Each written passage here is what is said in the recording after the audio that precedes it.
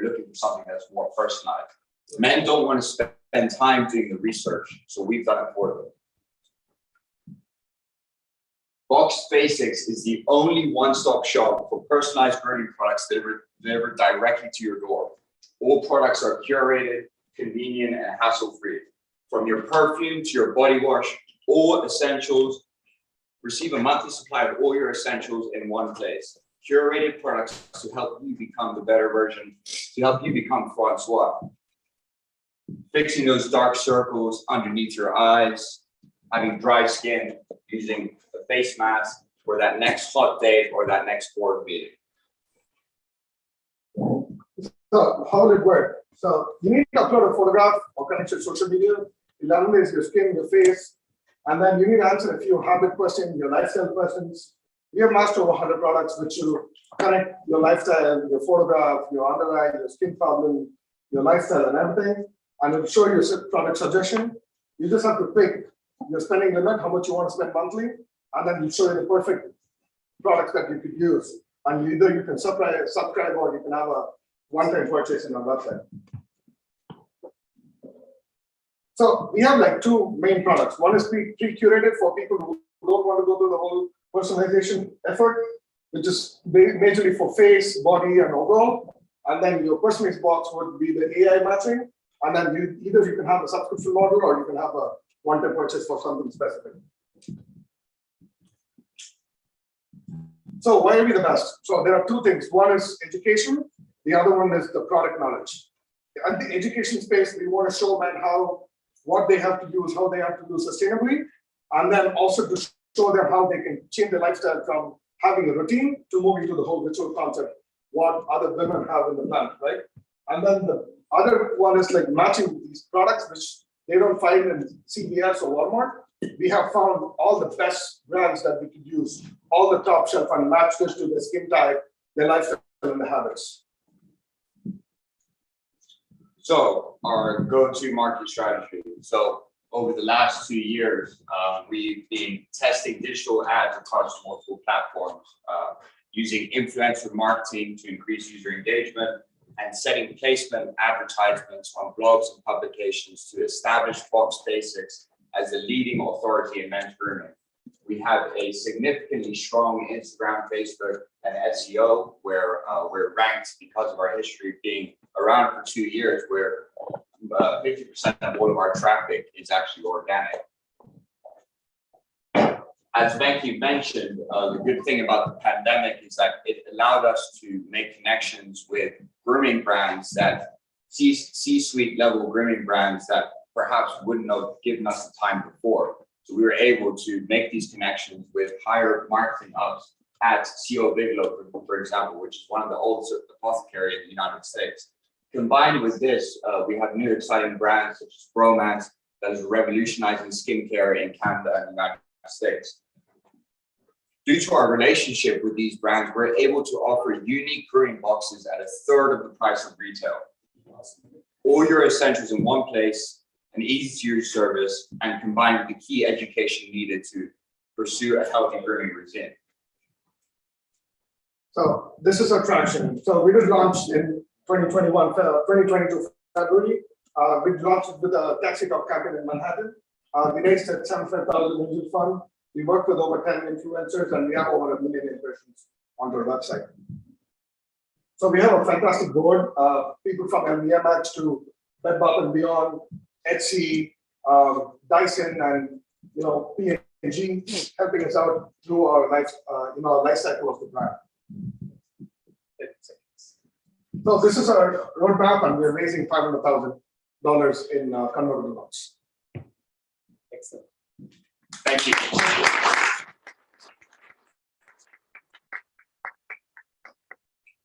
We have 5 minutes for Q&A.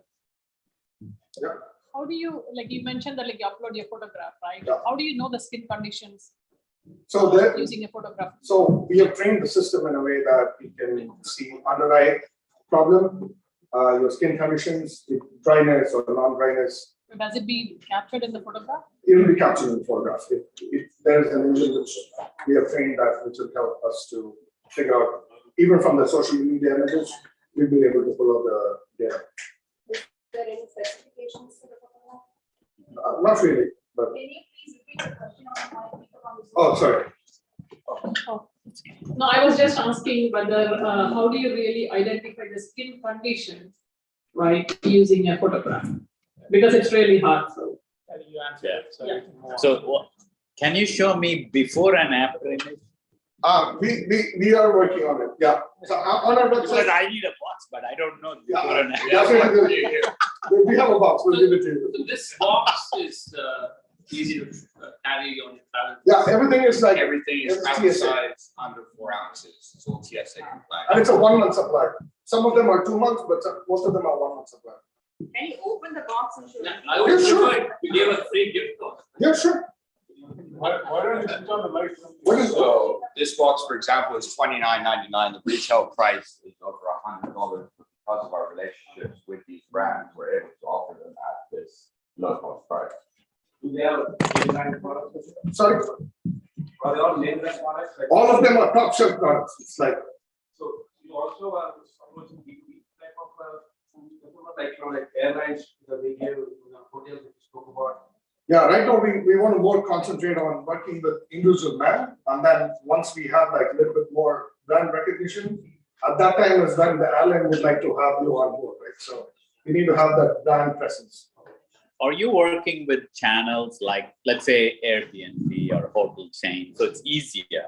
Like if I'm booking an Airbnb, I just say I need a box basic and they'll have it. That's on our roadmap. That's on the roadmap for sure, yeah. Eventually, we want to make it easy enough where, it's the same as going to the airport without any luggage, Yeah, where it would be the same with grooming essentials. You So go the- to the airport and you're able to get that directly to your destination. The current problem is men, they're so used to using the same brand, they don't want to change it. If they have to change it, either their wives or girlfriends should buy it for them, or they have to be like, too attracted to buy something. They don't have the perfect education to go and buy the skincare product that will actually suit them. Like, you can use Dove, I can use Dove, but it's not going to be the same effect for the skin type and the quantity of water you may drink. No, I have a basic question. I think the whole grooming thing, I'm not against men trying to be groomed, but I think with so many women in different roles and traveling, they are the ones who probably need the grooming kit with them. So they're used to so many special. That's true, but it's overcrowded. There are more than 7,000 brands which is for women. There's only like Because as a 60, man, 70 brands for men. honestly, it matters a little bit, but I don't think we spend too much.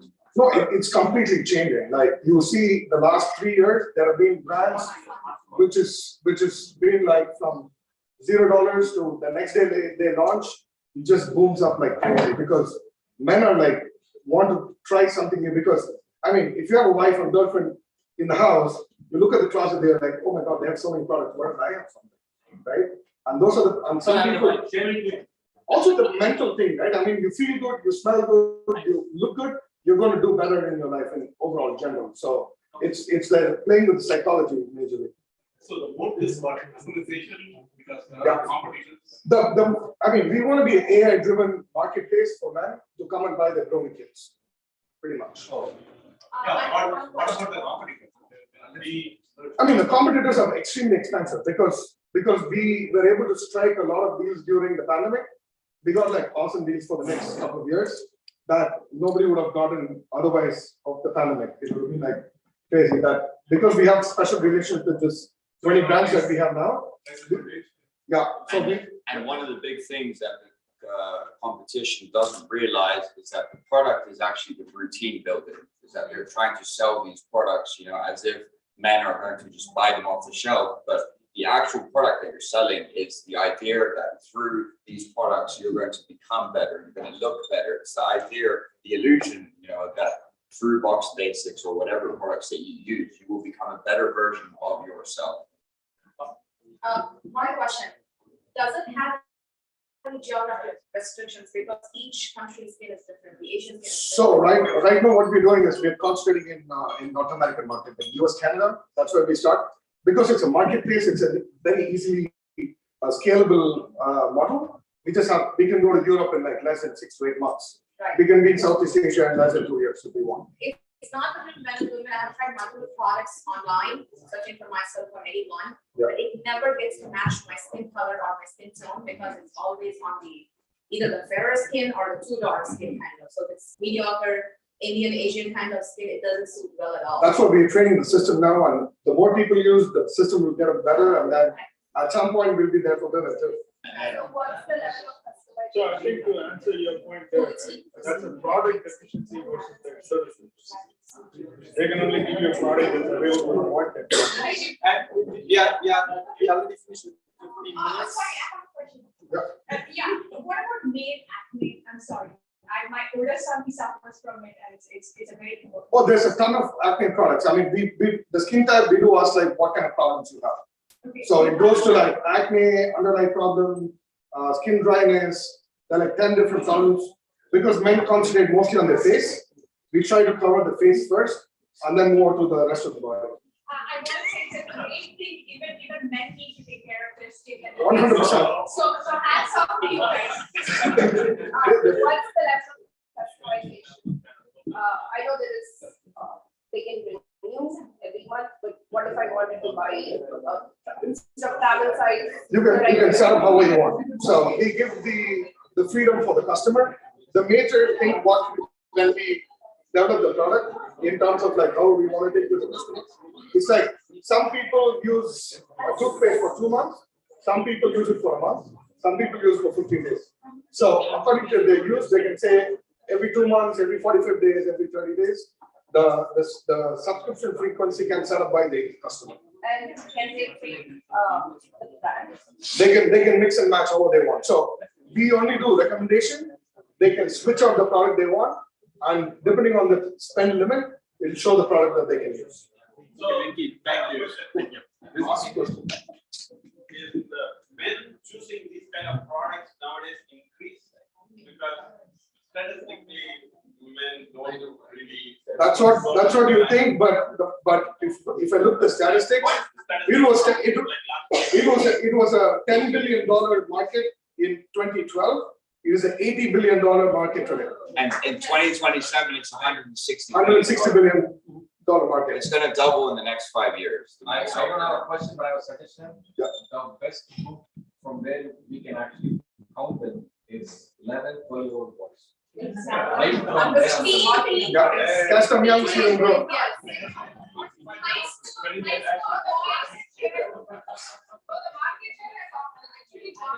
Yeah, big thing. I think after marriage, nobody cares. I'm telling you. I don't know.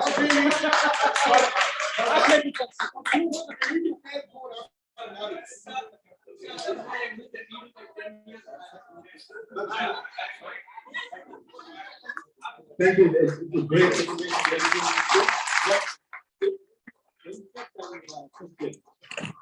And Lucia, I used to give a little compliment.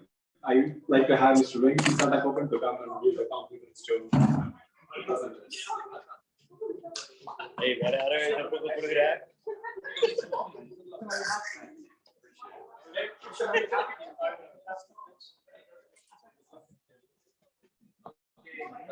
Good job. The next presenter is Karthik Sundaram. Karthik Sundaram is CEO of Purple Patch Services, and he also runs Sapient Fund, a venture investment.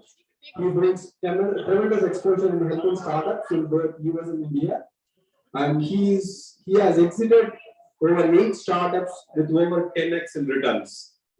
He comes today to pitch Mentor Match, a Chennai US entity. Let's hear more from him. Can we get the lights on? I don't want to talk on stage. Okay. Lights.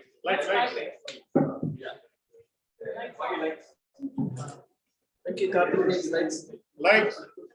Vicky. Where's the energy, man? You also need botched basics. I know. Hey, that's before. Guys at the back, can you hear me? Yeah. Awesome. If you're going to step up, that's going to be $10. Morning. Sorry. So, my name is Karthik. I run 2 companies. One is Purple Patch. I've been running that for about 17 years. That's a B2B digital marketing agency. I've helped numerous companies, right from venture-backed startups to large IT companies, from multiple things, right from providing marketing strategy to getting their demand generation funnel and actually helping them sell to the B2B enterprise CIOs and CXOs and so on and so forth. Over the last 8 years, I've put together a small pre-seed. So let's be very careful about what I'm telling you. It's a pre-seed startup fund. It's called Sapient Fund. I've invested personal money, checks anywhere between 25K to about 100K, and all of them have exited. My last year in 2021, I had 3 exits. One was with a company called Incent that got sold to ZoomInfo, a public company. Another was Hoopit. Vinky and I know the founder, and that got acquired by Dialpad. And then the third was an IT services company that was completely US based that got sold to one of the larger Japanese corporations. So right now, I am completely focused on raising $1 million note. It's a convertible note at a 20% discount and at a 5 million valuation cap for this company called Mentor Match that's based out of Chennai. I discovered them on a trip in 2021, bunch of 4 young architects working on a very interesting startup space. So one of them had a big problem. I guess most of us engineers would understand this, failed at math during the engineering course, right? 2 years, what they call as arrears, you name it, they had it. So one of his classmates, on the other hand, was at the IIT in Chennai. So he called him and said, dude, I want to get rid of my math program. Can you help me? So they actually did a Zoom session. This guy was averaging between 20 and 30 points, graduated with about 80% in the examination, very happy with it. And, you know, the mind that he had, he figured out that there was a model of how to exploit this. So if you look at the past and some of the unicorns in India, like Meesho, Dunzo, and all of them, they all started on WhatsApp, right? Small messaging system, micro messaging, micro targeting. So he actually set up a WhatsApp group and a WhatsApp bot. So that's actually helping kids from 8th standard all the way to high school and college. And their biggest pitch is that they actually get 2nd and 3rd grade, 3rd year college students to help them solve the problem. So it's not a coaching class, it's not a training program, it's none of those. You have an exam coming in tomorrow or a test tomorrow, you have a doubt in math, take a shot of the exam question paper, upload it on a WhatsApp group that you belong to. The bot will actually pick one mentor who's the best match to you based on a few questions within 60 seconds. Within 120 seconds, you're going to get a mentor who's a qualified rated mentor. You can see their rating, blah, blah, blah. Come in on WhatsApp, help you actually solve the problem. Because if you type in on Google as to how to solve the problem, you're only going to get the answer at the end of it. Khan Academy doesn't help.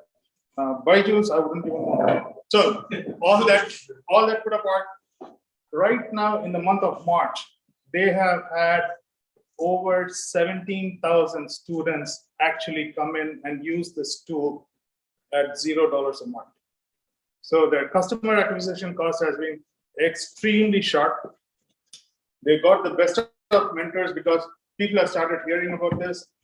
So 2nd and 3rd year students in IIT and in BITS Pilani and Ashoka University, they were experimenting with going to work with Swiggy and deliver goods. So now this is a much more economical and a more polite way of making money. So they're getting money paid for their college and for beer on the weekend. So they are all very happy to come in, and it's no more than between an hour or even 30 minutes of work on their daily routine. So it's not like these mentors are committed full-time for the project and these guys are making money. Out of the door, they've actually generated over 6 lakhs in revenue. So the product market fit is extremely proven. These kids have, and the biggest demand has come from areas like Chhattisgarh and Bihar and Rajasthan, where people are asking, can somebody teach us in Hindi? Can somebody teach me in Bihari? So the expansion is going to be pretty big. I have committed personal capital of 100K. I've raised another 250K in capital from some of my friends' network in the Bay Area. I'm opening to raise another 700K, so a total of about 1 to 1.5 million in capital. It's a safe note. It will be invested through Sapient Fund, which is my fund. So if any of you are interested, you'll have to invest in the fund, not directly with them because it's not open. the terms on that is, the fund will carry a 2% management fee for all the legal expenses and transfers and all that stuff at the exit. So we plan, I'm not believing in taking this public or going big as a unicorn. It's probably going to be exit at the Series A or Series B. So I'm looking at between 24 to 36 months. At that point, the fund will carry a 20% of the float, and the 80% of it will be returned back to all the investors. So it's a typical VC fund, and I'm here to answer any questions. I mean, I can put you through all the charts, but at this slide, you can't even see this. I'll email you the deck right after this, and we can go from there. But this is going to be my biggest focus for the next 24 months. So I'm personally committing to it, and I think there's huge potential in this. It's not an ed startup. It's not an ed tech. It is purely a learning and a habit-forming startup, which is where I see the value of what they're creating. Because when you are in doubt, you really want to understand the problem, and you want to understand how you arrive at the answer. Because if you're going to just get the answer, you're not going to remember it. But if you know how to solve it step by step, that's where you're going to do it. Brilliant guys. They also set up very good safety standards. So the teacher cannot see the student. So there cannot be any sexual harassment, none of those things happening. They've already started building those kinds of safety protocols. We are eventually going to get into an app format, hopefully sometime in July, August timeframe. Right now, it's just working on WhatsApp because I think that's the most frequently used, and we are not trying to start yet another app-based habit, right? I mean, you're using WhatsApp, that's the most habit-forming thing. So we're trying to leverage it. Great partnerships. So Microsoft Azure, heard of them? They're like, move all your services to the Azure cloud. We're going to give it to you for free, whatever. So there's great discounts happening as a startup within the India ecosystem. These guys are based out of Chennai, hometown for me. So kind of all of these lined up, and that's why I started putting money into this. I'll stop here. I'll answer any question. Yeah. So, Karthik, the second is a SPV or? No, it's just a simple deliver fund, like a typical VC fund. Yeah. What is the chargeback model? So, like, if a student hosts, is it free or? No. So right now, yes, it's for free. It's free because we are just paying the tutors. But we have a revenue model of either you can ask per question, you get charged anywhere from 100 rupees to 200 rupees, depending on what the question thing is. And then there's a subscription model of $4.99 a month, or you pay 5,000 a year or whatever it is. So if you look at it, good question. The total target market in India is roughly about 250 million students between the grades of 8 and 12, which is where learning becomes really a challenge. And these guys are just tapping into 5% of the market, right? So that will itself make them quite a big.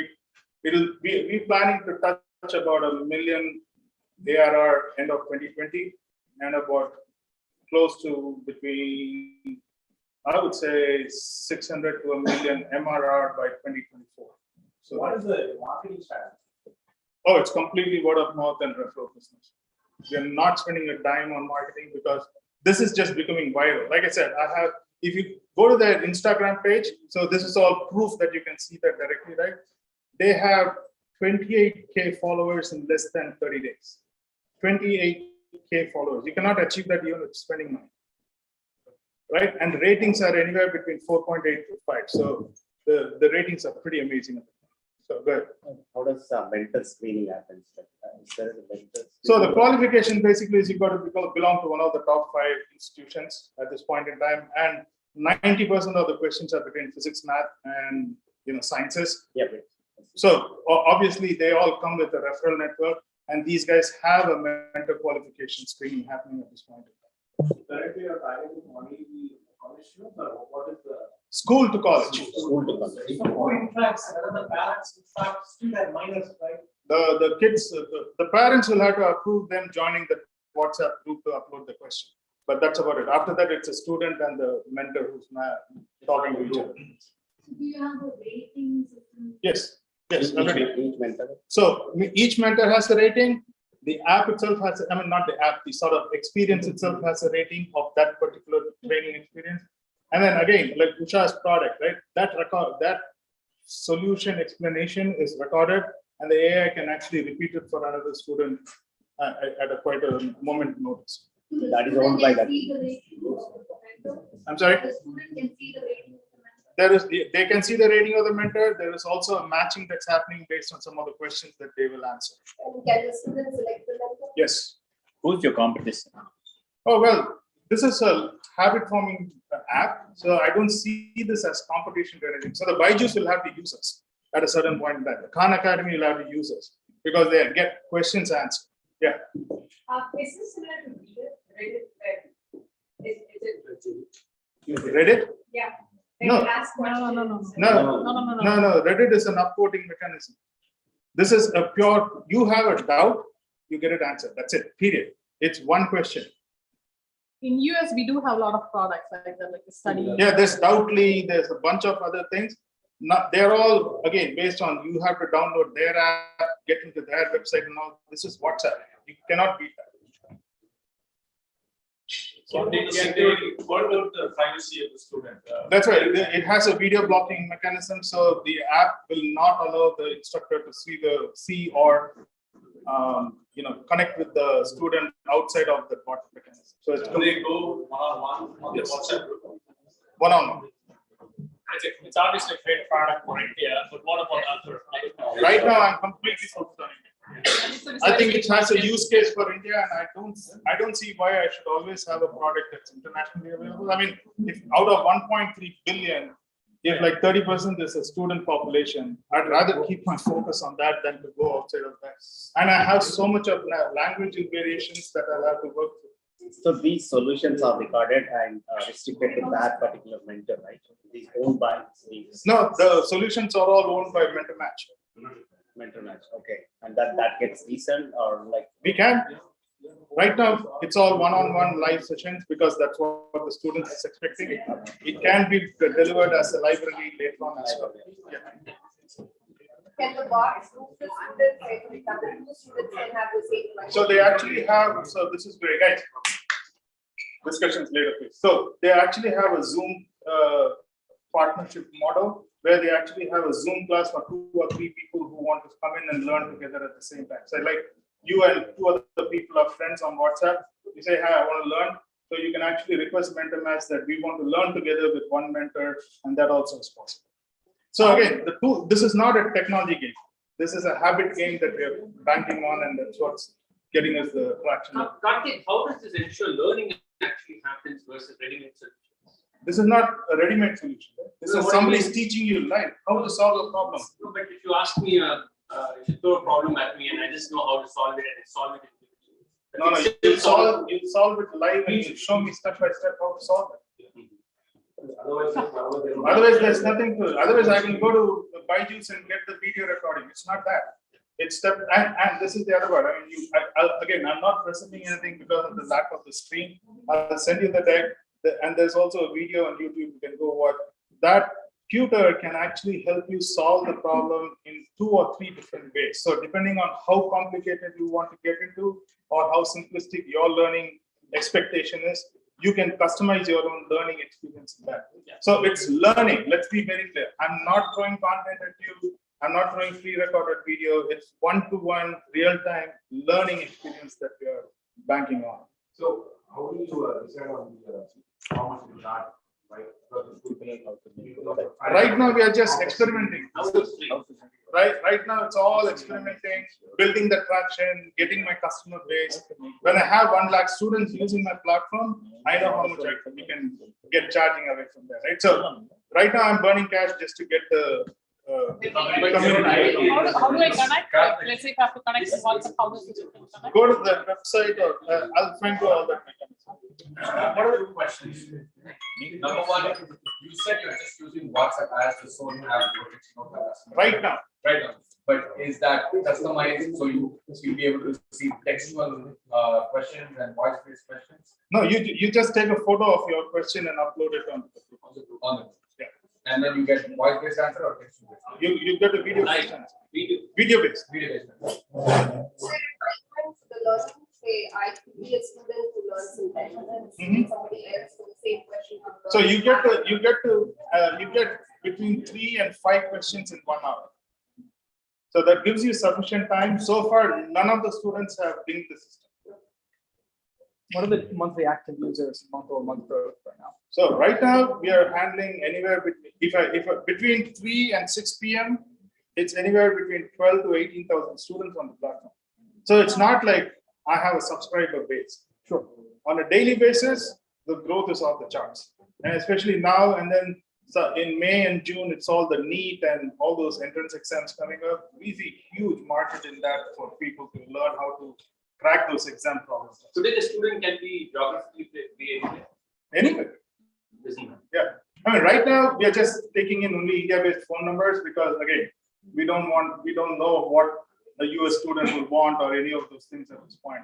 And like I said, at this point, my focus is that I see more than enough opportunities in India to just be, focused on that. I don't want to get distracted. How does students select the mentor on the WhatsApp? Again, they can see all the ratings. On the WhatsApp? Yeah. They can see the rating, they can see it on the website, they can see the recommendations on the website. There's so many ways. And they directly route it. So you like it's not submitted to the group and then somebody else picks up that solution to that mentor, or is it? No, the mentor can actually pick whichever of the mentor puts their hands up first gets to connect with the student. Is there a working hours for the mentor I could be studying with So the key is that if you like a mentor, then right now we are just having to manually broker the engagement because it's WhatsApp. But at a certain point, when we have a native app going on, whether we build that again is a question of if students are going to adapt to it. But we got to figure that out. Do you expose the name of the mentors on the Everything? So how do you prevent the mentor and then the mentee just go off platform to the website? You can. It doesn't matter, but you will not get this experience. Yeah. All the tools. Is there any mechanical checks done for the content share between Yeah. So Microsoft Azure AI is actually looking at all kinds of pictures, drawings, illustrations, and character analytics in real time to ensure that nothing remotely profane is being shared out there. Yeah. Thank you very much. Thank you.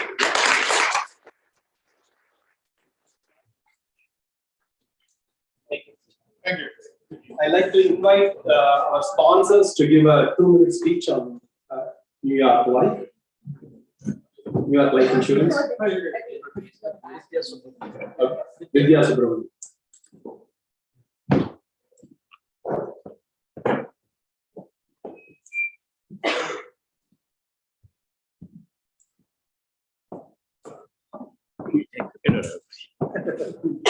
Good evening, everyone. I know this is a business forum and everybody would have taken care of all the business needs as well as their planning is all well done. Have you ever considered about your own money, how it is going to be in your retirement? Or have you considered about taking care of your, after the business, if it is you, how it is being passed on to your family or the next generation is going to take care of it? Is it properly taken care as a will or trust has been created? Please take a moment and then I'm at the back of the room. Please come and talk to me for a few minutes so that we can go over taking one-on-one time and then see how we can be a resource to you in handling your money as well as taking care of your assets as well as your beneficiary too. Okay. And we also have a raffle. Please make sure to talk to us. And I know it's an IPL season, it's a cricket bat. You can all have some fun time playing cricket too. Thank you. Thank you. Let it come. So our next. Very good cricket bat, guys. There's 3 of them, so you're going to win it. So it's all right here. Just drop your cards. When I came in first time, when I saw the cricket bat, I thought it's from Philadelphia to me. Hi, our next presenter is Mahesh Narayanan. He was a very strong academic skills in neuroscience and biotech, and he is currently a managing partner at Innovation Ventures, a seed fund from Baltimore, focusing on neurodivergence. It's better for him to talk more about it. When I learned, it's new for me, or many don't know what's neurodivergence, but we may have heard in different ways. He's going to explain about his seed fund and how he is going about building his new business. Please. Thanks so much, Nari. And I can attest that this is a great bet. I got it last year and I still use it. So. Is it possible to make it full screen? Control L. Yeah, you can still make it full screen. Control L. No. All right. I might just follow Karthik's cue here. But my name is Mahesh Narayan. As Nari mentioned, the managing partner at Innovation Ventures. Yeah.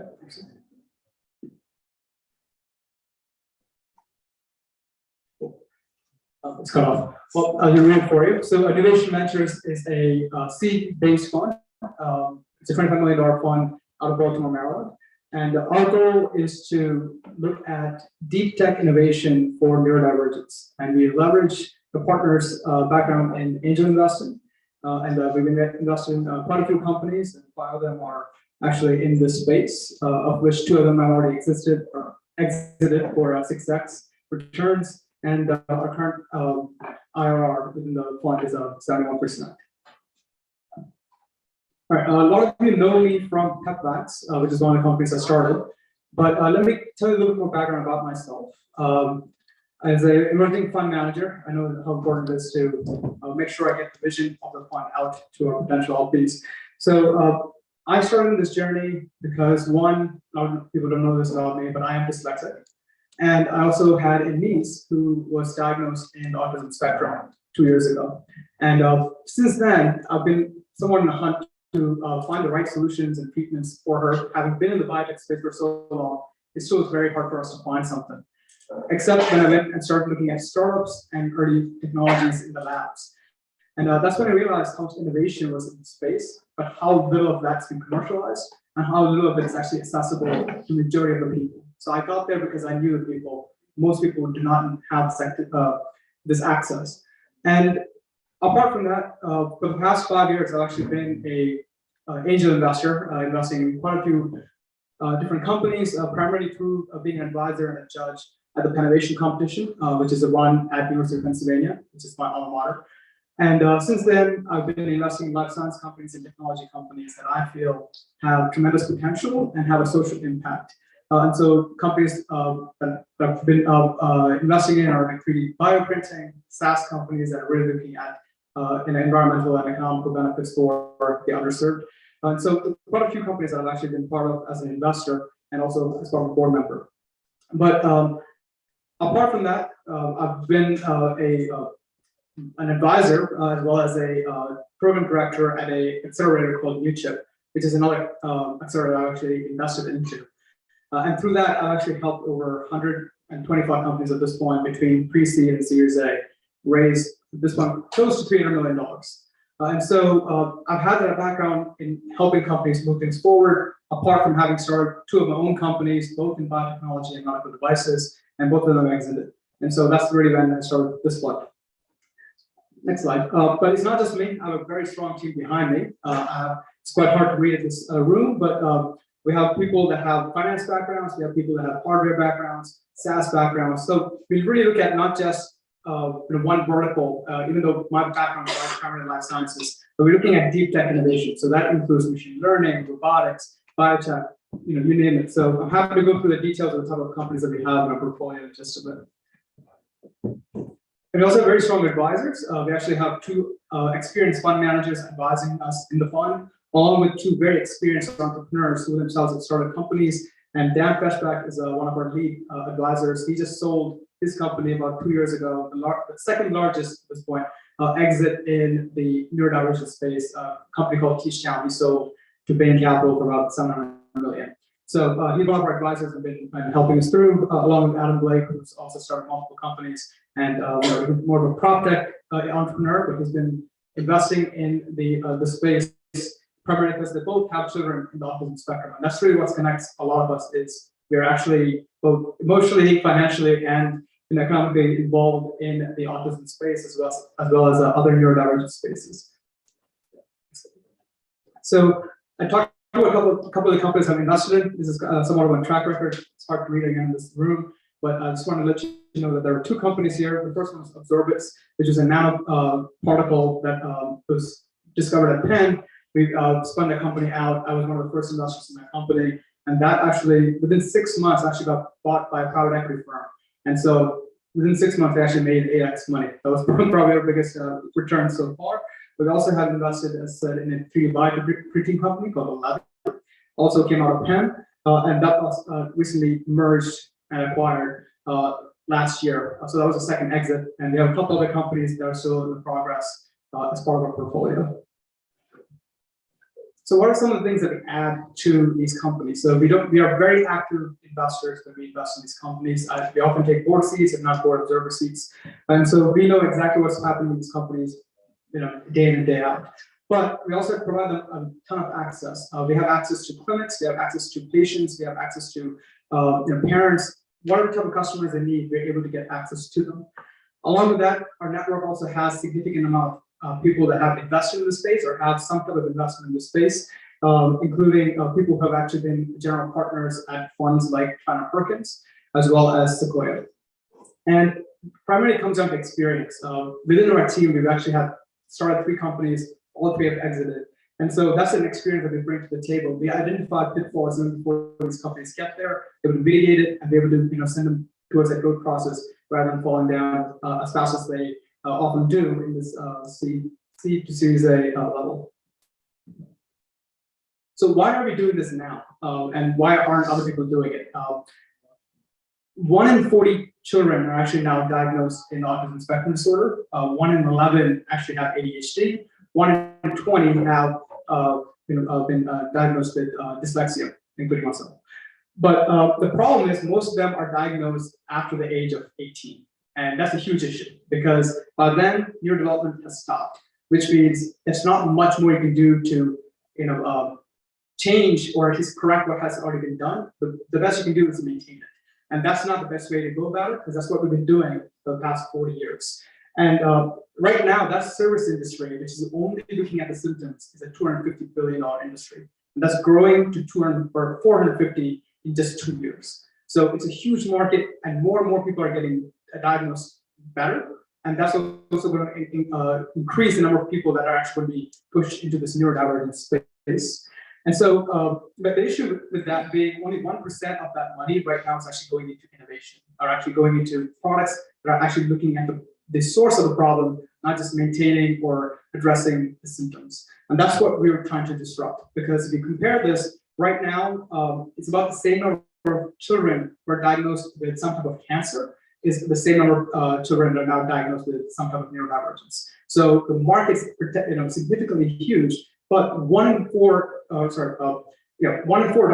is going towards actual innovation in the cancer space. Less than 1% is going towards neurodivergence, and that's what we want to disrupt. And why is it also important for doing that now is because we have more access to various types of technologies that we haven't had before for this space. So we look at machine learning, we look at robotics, we look at various other types of discoveries that have been made in the biological sciences and the epigenetic sciences. They're actually able to address all these problems using some of these other technologies that are already established in other diseases and other disorders. We're able to bring those type of solutions to the space now, which have never been able to do before. And that's the type of companies that we're looking to back. So the key markets that we're looking at, obviously the main market is that existing investor focus, which has always been in services. And that's where most of the companies and most of the investors have been focusing on for the past 20 years. What we're looking at is digital health solutions. We're looking at medical devices and diagnostic solutions, and we're actually looking at therapeutic solutions to see if we actually can stop this from becoming a bigger problem than it already is. So what are these type of companies? It's quite hard to read this, but when it comes to digital health solutions, we're looking at AI, machine learning. We're looking at neuro flexibility. So a lot of you know Jogo. That's a pretty clean example of the type of digital solution that we're looking at.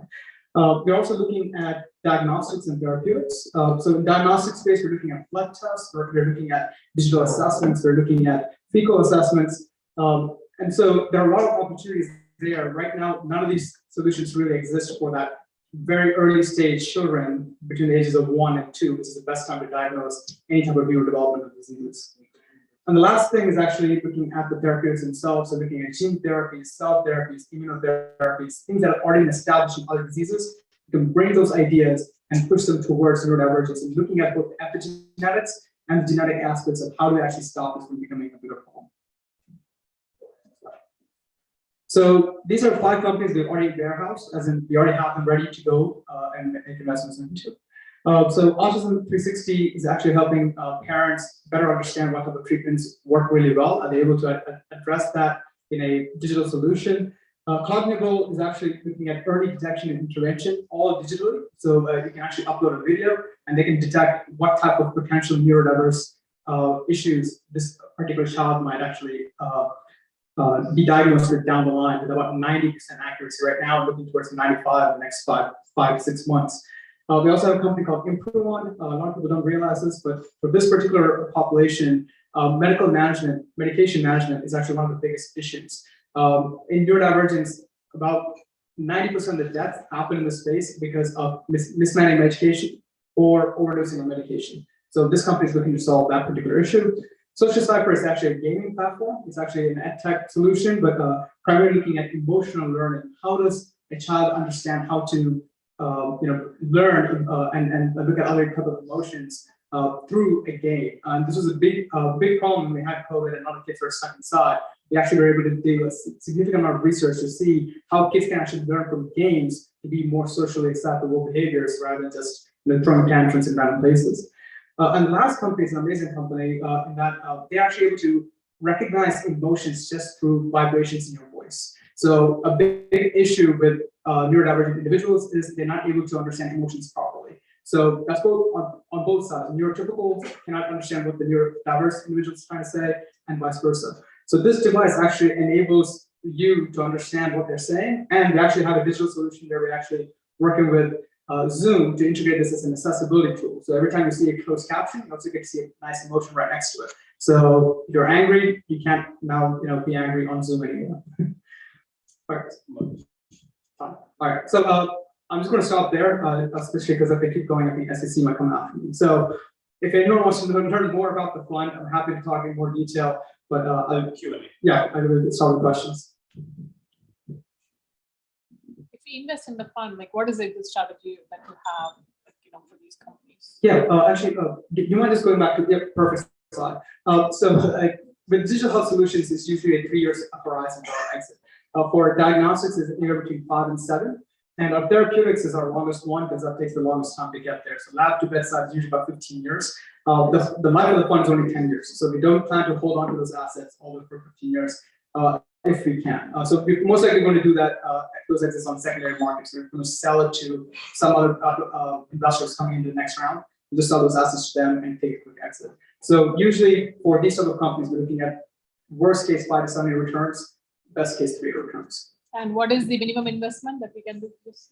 So we're looking at 250 minimum, but that's over the course of the fund. So if you say 250 now, you're going to give me 250 today, you can do it over the next 5 years, so 50K each. And so we can break it down. We can do capital calls. It's, we can negotiate all that individually. Thank you. That's a GPMP. Yep, it's a GPMP structure. Yep, and it's very similar to Carthage. It's 2% per year, and then 20% carry. How many funds do you have right now? First one. This is my first one. Yes. So I've done a lot of deals individually. This is the first time I'm doing it for others. And how many deals you have closed so far in this one? So we have those 6 deals. 6 deals closed. 5 of them are signed. So how many exits you have done so far? Personally? Whether you have done any exits in your business? Yes. So I've sold my first company, and the second company is going through an IPO. So I'll start with Chip.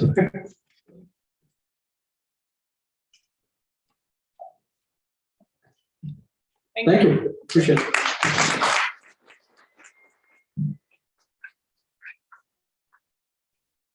Thank you very much. You say one more. Trying to give back. Okay. Our next presenter is Ranchu Nair.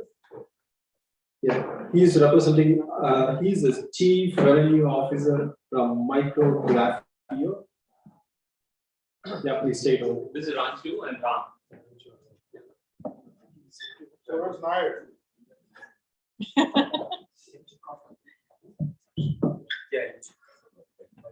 I don't think we need this. We have a small video for 2 minutes. You can probably play at the end of it. Light portal right feeling cold. Huh? He is calling Venki light energy. You can just Yeah, good. Okay, super. So I'm Ram. Get some lights on. Yeah, lights on, guys.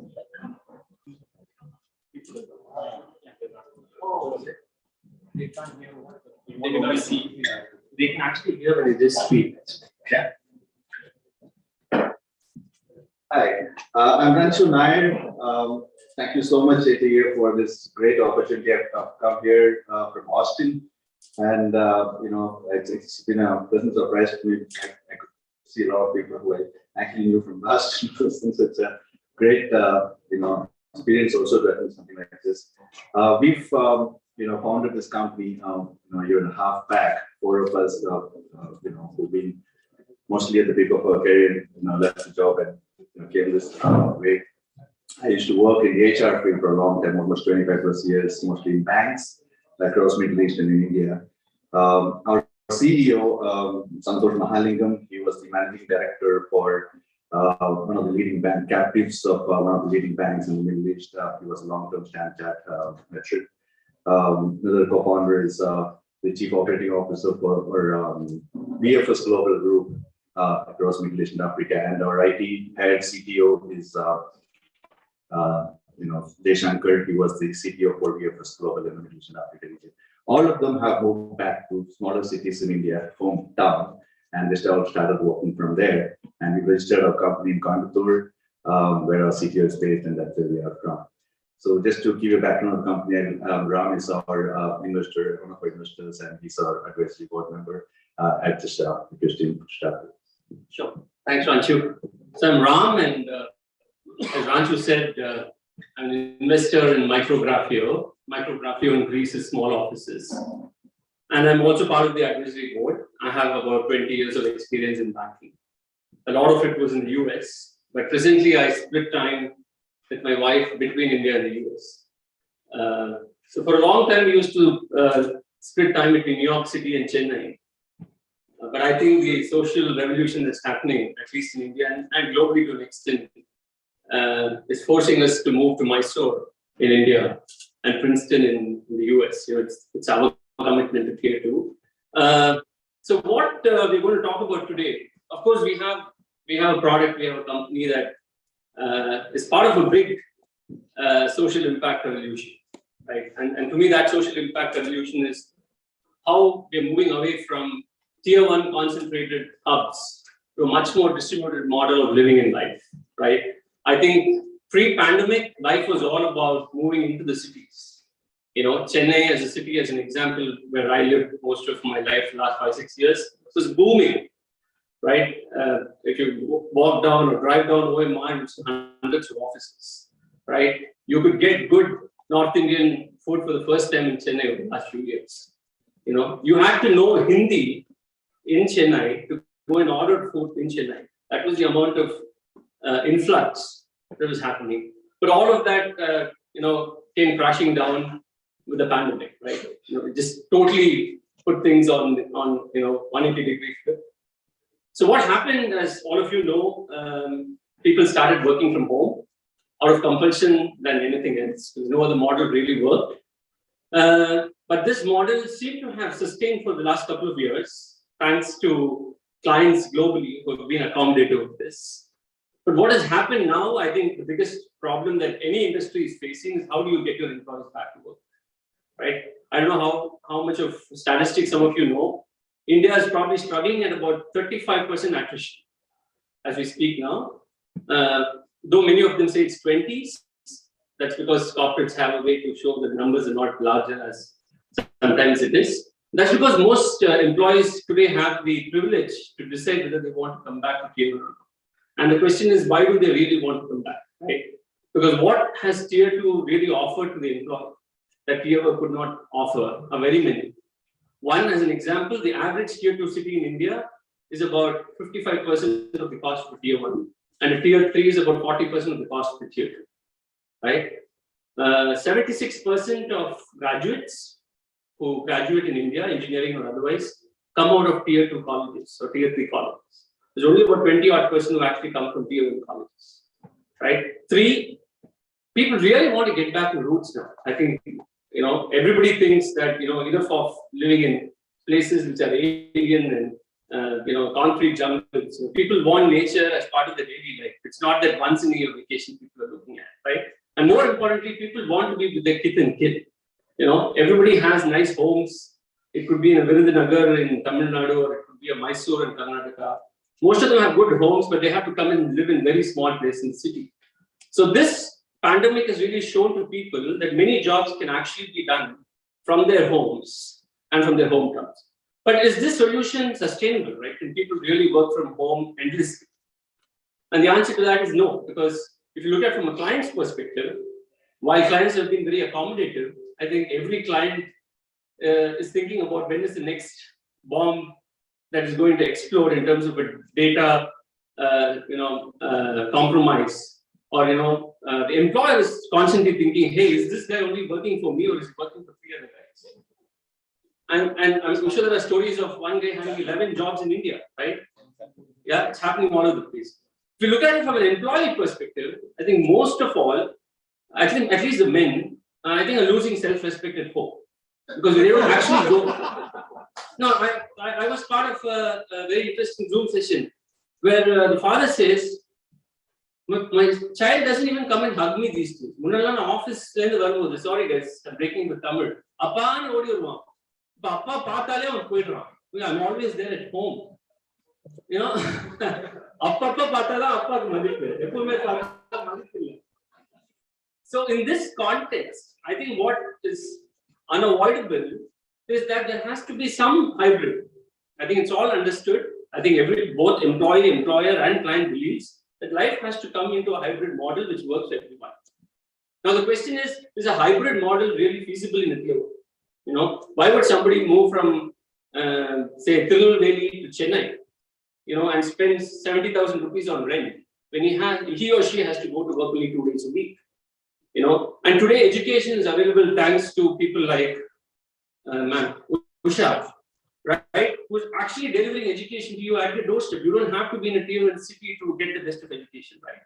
So keeping all these things in mind, I think what is becoming very apparent is Mohammed doesn't have to go to the mountain anymore. Mountains have to move to mountains. I think that is the new revolution that is happening. So we as a startup truly believe that we have to lead this revolution. We may actually look a little premature because companies are still grappling with what to do, real estate entice can we bring the employees to tier 1. I think any CXO who's thinking of getting employees into the tier 1 hub really has to reconsider whether it's fit for the job. I think if you don't embrace tier 2 and tier 3, at least in a country like India, you will be passé. I think we truly believe in that. And with that whole vision, we started Micrographio. So our job is to actually lead this revolution where we create a very holistic, wholesome, visionary lifestyle for people for the next 50, 100, 150 years. It is about being close to family, being close to nature, not having to travel more than 5-10 minutes for your work, and doing that only maybe a few times a week, right? So how we solve this problem is what maybe Ranchu is going to talk about in the next few minutes. But my intent was to actually leave you with the message so that you could actually be brand ambassadors as to why people that you can influence should start thinking about tier 2 and tier 3. Because once you're able to be our brand ambassadors, we know that we will get some footfalls out of that, right? Today, we are leaders in this space. I mean, not many are really looking at a holistic tier 2, tier 3 solution. So we don't offer just real estate, we offer plus, plus, plus. And what that is what Ranchu will cover. Yeah, thanks. Just play the video, just 1 minute.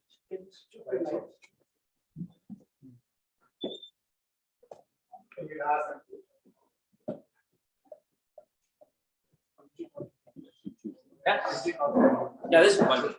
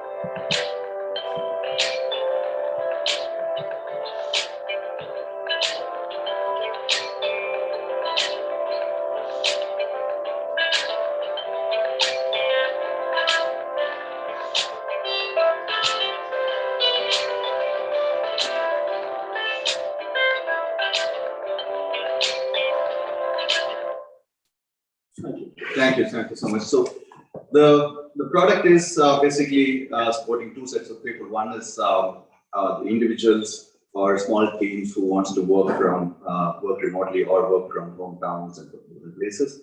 And then the B2B part of it, where we support the enterprises with customized office spaces and managed office spaces across the country. Right? So the platform that we have called BeRightHere.com, it is an aggregator platform where we have most of the co-working spaces that are listed across different countries. So someone was asking us about BeWorks. The BeWorks and the regions of the world are listed with us. And if you are traveling to any place across the country, we have presence across 300 cities across India right now. And if you're going to go into any of these places, you can look for a space near you, book the space and work from that place. Ram was talking about respect at home. You know, I was working from India for the last 5 months, sitting at this whole thing. And during the last, the third phase of the pandemic, I was working from my hometown, my house. I was enjoying my mom's good food, etc. Eventually, she got used to me having at home, and you know, she started finding work for me while she's like, we're always on the phone. I mean, I just need my meetings on the phone, like, right? So she's like, why don't you come sit in front of the house and attend your meetings, right? So I put something for drying. You can dry, you know, my neighbors' hands will keep coming. You just keep chasing them. Like, I'm like, Mom, I'm meeting. You're like, you don't have to run out the hands. Like, you know, just sit there and do hoi hoi. You know, so she's always finding me on the phone, and I'm working, right? I remember that meeting. I was actually presenting to the leadership team of KPMG, and I was thinking, like, if they're not on silent, right? They'll be hearing a lot of hoi hoi in between. So that day, I decided, like, I have to find myself an office right there, and I could find an office on the platform in Kottayam, in Kerala, where somebody had listed their office space, and I could book for a few meetings there and go and use it. So even if for a day It could be for an hour, it could be for a week, or for a specific meeting. You can find an office space near you, and then we can do it. So I'll have a instead of time, so I'll make it fast.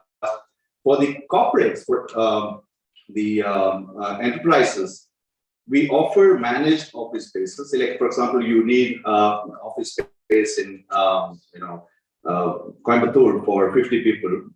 We actually make sure that we set up a managed office space for you, curate it for you. And that's mostly coming in a single contract multi-city kind of model, where corporates doesn't want a 1,000-seater office in Bangalore or Chennai anymore. They'll want a 100-seater in Chennai, and then a 50-seater in Coimbatore, 50 in Tirunelveli, 50 in Trivandrum, and 50 in Mysore, etc. We have a single contract multi-city kind of deal with it. Some of the examples that I would like to give you is, Mafwa, the recruitment firm which got sold earlier. Mr. Pandirajan is back. He's actually setting up this whole Mafwa career centers across 240 centers across India. So we have a single contract with them. They're going to work out of our 240 offices, our offices in. So we provide them offices. They work out of that. They do skill development centers across all these cities, in tier 2 and 3 cities alone. So our job is also to bring these corporates to those tier 2 and 3 cities. Another example that I would like to give is, for a large technology company, they don't want us to announce the name yet because they're going to go to the press in 2 months' time, and then they're going to announce it. It's a Zoho model where they actually work. One of the ATEA veterans, Mr. Prabhakaran, has a large center in Tirunelveli. We are actually setting up a 100-seater center of excellence for a large technology company there. We've set up the office. We're hiring the 100 people from the market, from the engineering colleges and local crowd. We're training them and deploying them, including the first level of support to the technology company. So it's basically the entire asset is being created by us. So the whole idea is developing this skill set across tier 2 and 3 cities, making sure that they're people ready, production ready, and performance ready for the corporates to come and hire, set up their offices in tier 2 and 3 cities. Right. So that's the enterprise model that we have. We've got almost, since we launched in September last year, we've got almost presence in 12 cities where we have managed office spaces. For the aggregator, we have 2,000 of corporate co-working spaces already listed on our platform and 300 plus cities. That's where we are right now. Sorry, it's a lot of time. I'd like to talk a lot, but sorry about that. We can speak more about the different models we have and how corporates can help their employees use our services as needed, how the billing can be different based on whether they want B2C billing, B2B billing, and how we also have plus services. I think that's the key thing. It's like walking into an Airbnb, then you have somebody who trains you how to use the kitchen, how to use the bedroom, how to use the premises.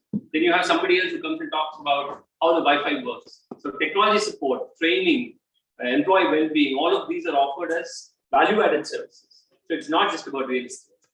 And you own the real estate? For the property owners. You don't own any real estate office? Yeah, we don't own the real estate. Yeah. We have very, very marquee presence in some areas, because if we have nothing to show, it will look like, selling a plot in suburbs of Chennai where you have nothing, but you show this is a bedroom, this is a bathroom. So we didn't want to be in that situation. So it's like Airbnb, like whoever has a space, they go and register themselves. So we are a marketplace for the vendors to come. Okay. And we also marketplace for the buyers to come. Between what is listed to what is your occupancy rate? Yeah. No, so we are only about 6-7 months in production. So I would say we are at about 7% now. And for the enterprise customers, we've got around 700 seats occupied, which we are actually looking at end of this month. We have 1,000 seats occupied. We're looking at almost around 2,000 plus seats by us. So how does property owners find or onboard you onto your platform?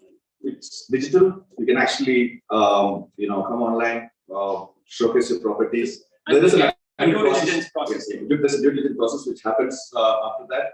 We either send a person on the ground to check and verify the property, and then onboard it before. So it doesn't get automatically uploaded, but there's a verification process that happens. So they have to meet certain standards. Yeah, absolutely. Meet our own standards first, and then the client standards depending on what we cover. So the property owner needs to own all the IT infrastructure. No. They just give real estate. But they don't. Okay, and they will also give you computers and all that. So all the physical hardware is capital investment is done by them. Okay, we only do managed services of the capital. How do you, meaning, how do you prevent that I don't rent out my interest property? Meaning the due diligence especially. Yeah. So we look at some of the. I just don't rent your property online. No, we there's a. There's a due Because it's difficult to.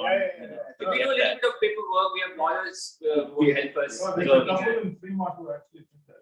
No, one of the problems, honestly, I know we're taking more time. Yeah. Sometimes what happens, the guy we have signed a deal with, he sends it off and goes. Yeah. He could do that. So, but the guy who was buying it may not even know that such an arrangement exists. So the buyer may not know that he has some contract with this that he needs to comply with. So there are certain practical challenges in the model, but we are strengthening the model to make sure. Yeah. You provide some specifications on how, how the property needs to be organized. Yeah, very true. So we have our own standards, which we hope are reasonably gold standards. But if you want a flavor of platinum on top of it, etc. And is it only for Indian market? Presently only for Indian, more focused on South Indian and West India at this point in time. Because North India is as good as US for South Indians. I'm talking about the landscape. I'm talking about this landscape. So, Yeah, I have a question. I've seen the space around here for the workspace and shared workspace in this country. So, do you have just the workspace, shared workspace, flexible spaces, or does it also include Zoom rooms or? Yeah, everything. So it's like a Chinese menu, right? Whatever you want, you can choose. We have a suite of services that we offer. And mostly for corporates, they have their own set of requirements. And if you're actually giving a managed space and a dedicated workspace for corporates, all these things that the corporate wants is actually curated into the full office. And one issue I saw is the Wi-Fi issue. When they start using the Wi-Fi or internet inside, they are concerned about security issues. But these are on LAN. These are secured LANs where you can have your networks. It's not like unless the company says we are really, we want to be threadbare, cheap. I just put me in Cafe Coffee Day 5 seats. There are clients like that. They just say, I want Cafe Coffee Days in 5 cities. Can you give me a single contract for that? Then we just use the network of Cafe. But those are companies which are in a very different space. They don't really care much about security. Let's say property owner, I'm a property owner, and Beltech co-workspace. Yeah. And it has to be exclusively deal with you guys, or like it can be. The property owner is shielded from the income. So the contract is between us and the property owner separately. Okay. And then there's a contract between us and whoever is that. So we shield the property owner from the. So no matter what if occupancy is there, how does the revenue like? No, so we paid the real estate providers on a pay-per-use basis. Because today there is so much real estate in tier 2 which is unused. So yeah, they're not going to rent it from you. Yeah, correct. Okay. Similar to Airbnb. That's good. So, but then I should have a choice to put that into a different platform or somewhere else also. You do, right? Yeah. So you obviously okay, that's all. But then your calendar should not be.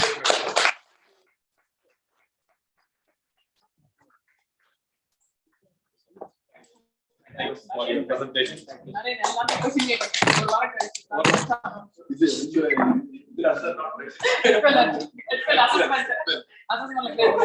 Hey, sorry. Our next series of funding is coming up in November, December. So, I just want you to think about it. Maybe we'll be back on Zoom or something else when the funding comes. But we're already making reasonable revenue, just to let you know. How profitable will be is based on how it happens over the next years.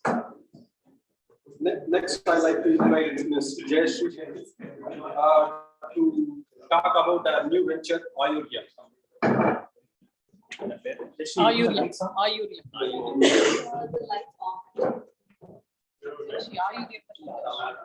Yeah, actually, I'll be talking Murli is here. I know Mahindra when he sent out. I'm also involved in the Philadelphia, but I'll be talking about the new venture that I'm. It's pre-revenue stage. It's such a ideation stage. When it comes up, I'll start talking about it. It's called Ayur Yum. Ayur as in Ayurveda and Yum as in yummy food. Oh. So somebody. We don't have information. You don't have it? They lost it. I think It's called Ayurveda. Call mine. Or I can plug in my laptop. It's fun.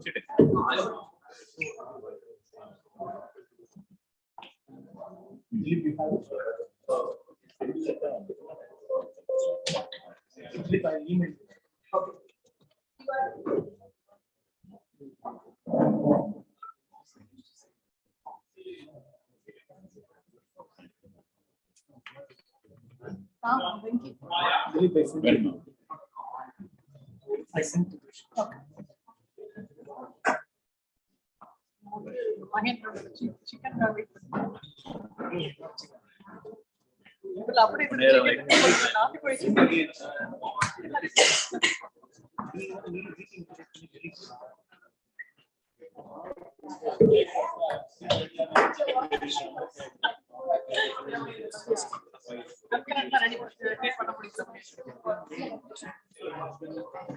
Since she has one more adventure to talk about, so we are going to play the Philadelphians.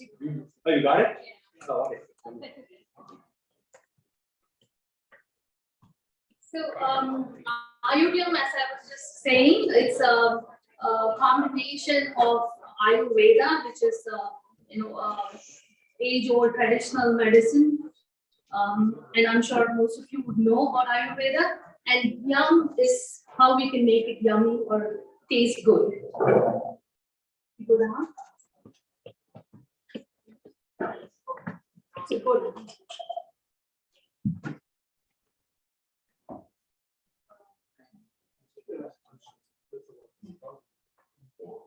So this is what I wanted to start off with. One is, there's a very famous saying by Hippocrates which says, let food be thy medicine and medicine be thy food.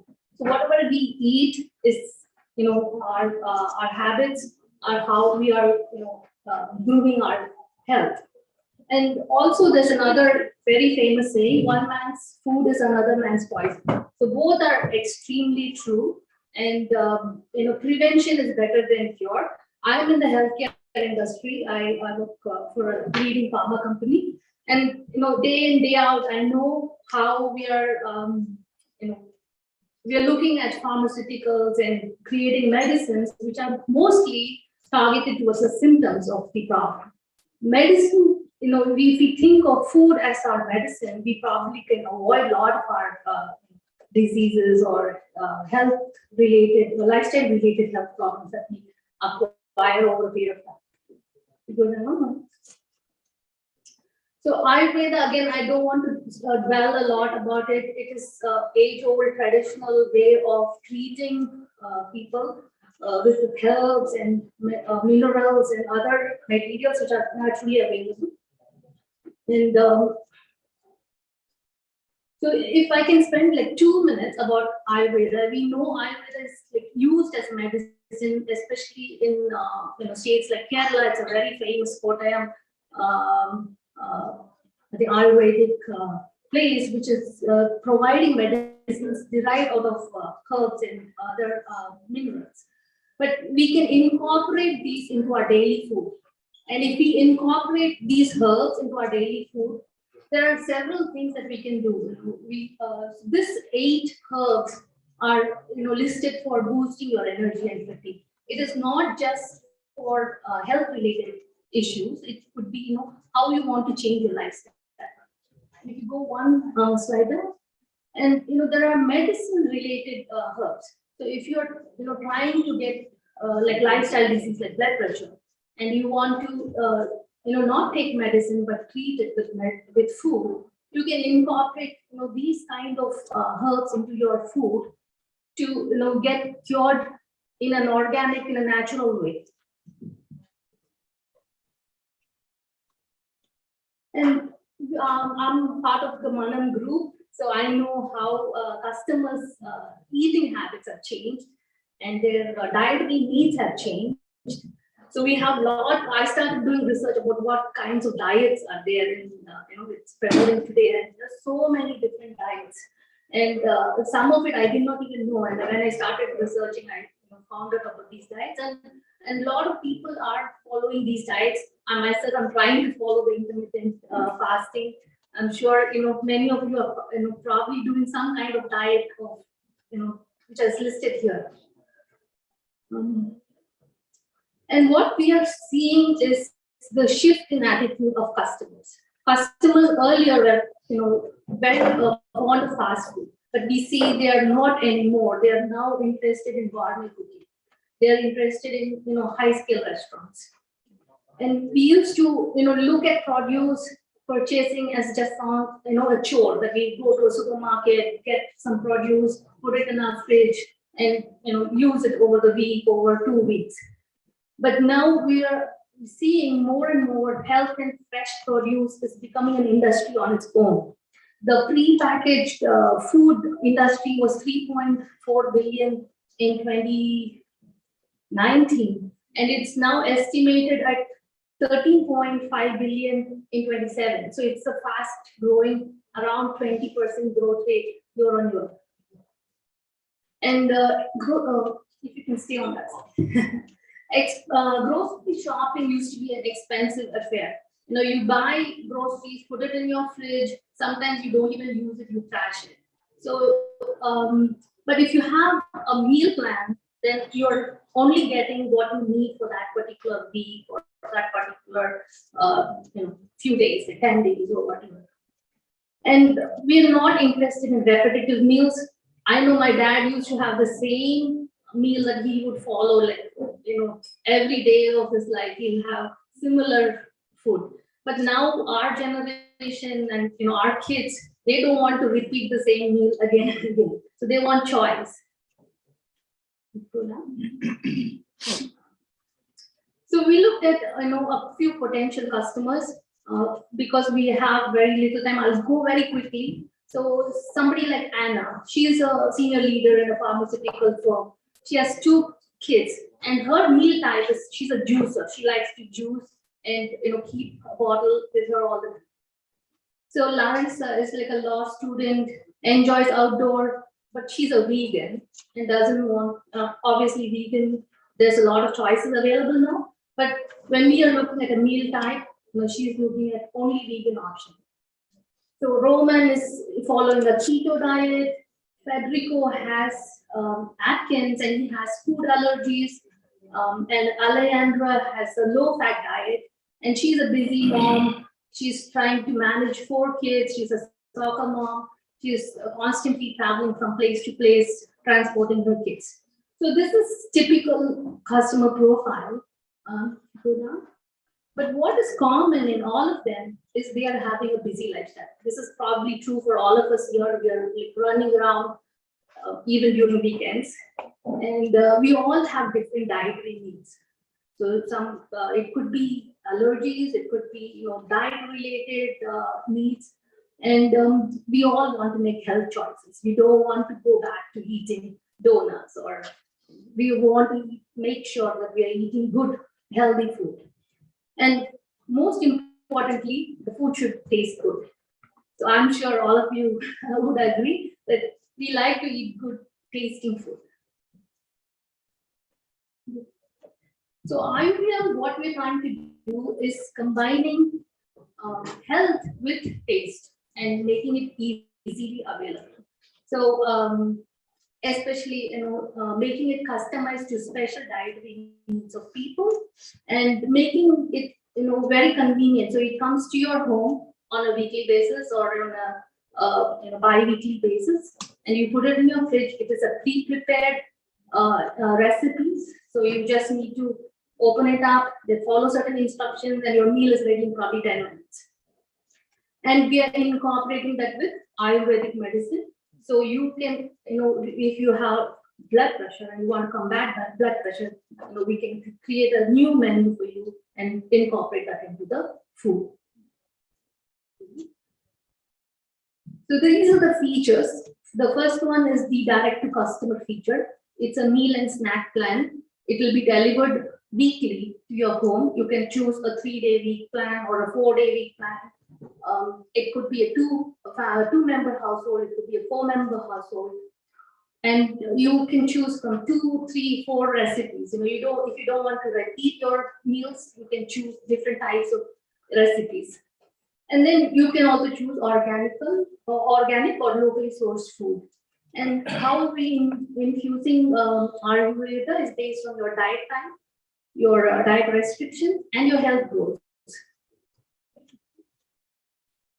And this can be extended apart from direct to customer to also a marketplace where we have products that are related to the herbs and everyday home cooking essentials that are organically sourced, and they are having if you look at ashwagandha or any other herbs, it's not easily available, especially in North America.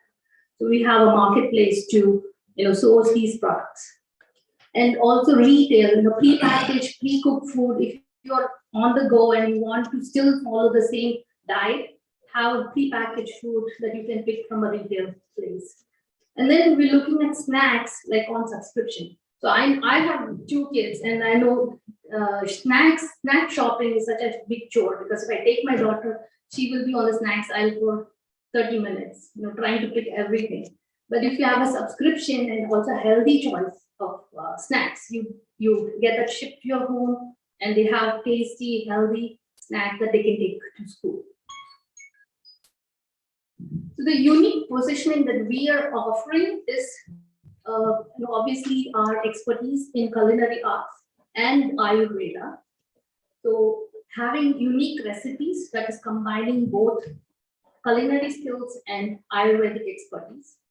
And technical expertise, so this is going to be on a digital platform, like, I don't know how many of you have used Blue Apron or Fresh Food, Springly. So it's a similar app or web-based platform. And I've been, the last 20 years, I've spent more than 18 years in the digital analytics space. So that's an expertise that, I'm able to bring in here. And we have expertise in running commercial kitchen and operation, sourcing the right products, and how to make this compliant, the right type of food certifications and quality assurance. So this is a very small team. As I said, it's just run out of my family. So myself, I'm a restaurateur. I have this patent pending product in hyper-personalization, and I'm a digital marketing expert. And Satya is somewhere here. So he's also a restaurateur. He's the chief financial officer for his firm. He's a cricket team owner and an entrepreneur. So we are talking to a few Ayurvedic doctors. So I'm not able to put a name there, but we also have somebody who's looking at the quality control. She is based out of Canada and working on a leading Indian food company doing quality assurance. And Sindhuja, she's a nutritionist based out of India. She also has a patent pending solution. So this is a small team, and as I said, it's a pre-seed venture right now. Yeah, that's pretty much what I had to share. If you're interested in contributing in any way, please reach out to me. I'm happy to chat during the happy hour, or my contact details are here. Thank you.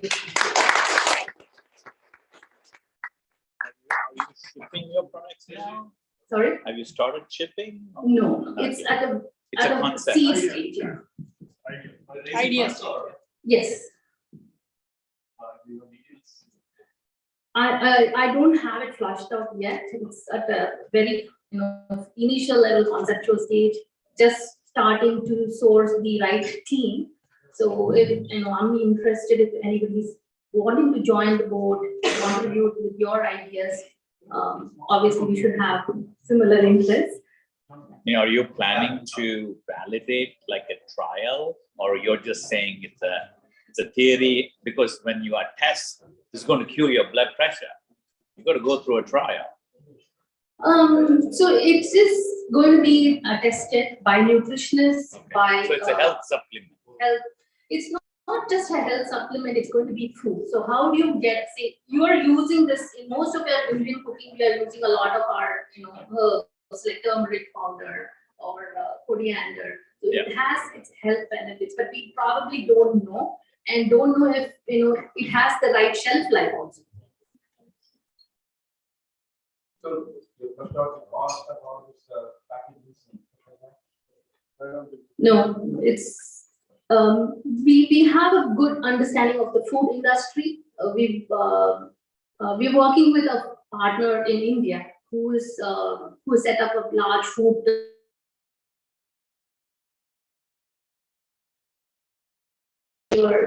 last month. They have a food packaging, organic food packaging industry. Okay. So I'll pass it on to Murli. The next venture we are talking about is Philadelphians. Again, that's very close to my heart. And I've been a cricketer for 15 years playing professionally. And right now I just started coaching small kids, just today.